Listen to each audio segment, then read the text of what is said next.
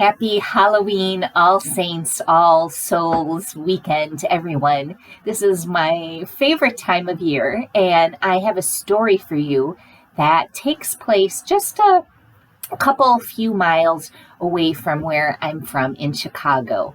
So once there was a young man who went to a dance hall, and there he met a beautiful woman with long hair in a light colored dress.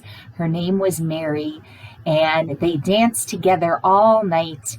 And he offered to give her a ride home. So she gave him her address and then guided him into driving down Archer Avenue. And as he was doing so, they were passing Resurrection Cemetery, which incidentally is my family's cemetery. And as they were doing so, she suddenly vanished. And of course, he was quite startled. And the next day, he decided to go to the address that she had given him.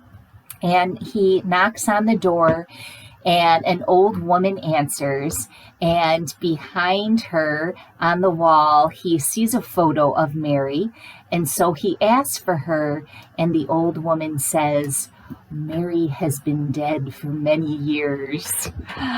So that is just one version of the story of Resurrection Mary. She's a very famous ghost in Chicago. Many accounts in the Chicago newspapers, the Sun-Times, the Tribune, of sightings of her, cab drivers picking her up on Archer Avenue and her disappearing. Many stories you can Google.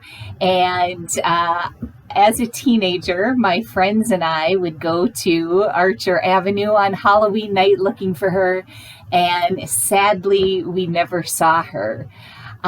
So Halloween in this country and this time is really all about confronting our fears, right? And in this country, in this time, we have a fear of death that we confront with tombstones and skeletons we put on our front lawns and such, and tell ghost stories. But in the rest of the world and most other times, there isn't that same fear of death. And the dead, especially one's dead ancestors, are more a part of regular life. So that in many Asian countries, for example, many homes have an altar in their homes with pictures of those that have died, and maybe a favorite treat of theirs, and some candles. And so there is this constant awareness of their presence and kind of talking to them. And it's like the people are right there still with their families.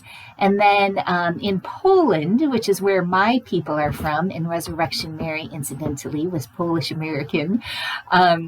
This is a national holiday, so banks and everything is closed, and families gather at the cemeteries.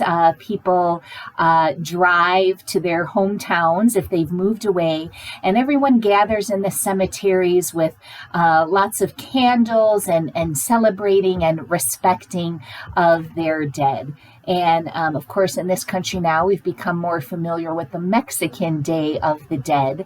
And Halloween itself comes from an old Celtic or Irish idea that the dead, our loved ones who have passed on, are always kind of here with us, but there is a sort of veil that prevents us from seeing them.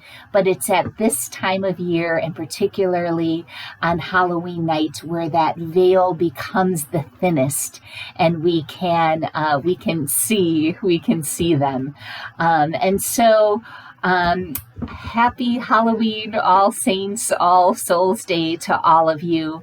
And may you all embrace the legacy of those who've come before you, and be open to the mysteries of how all of our spirits interact. And may you be well. Amen.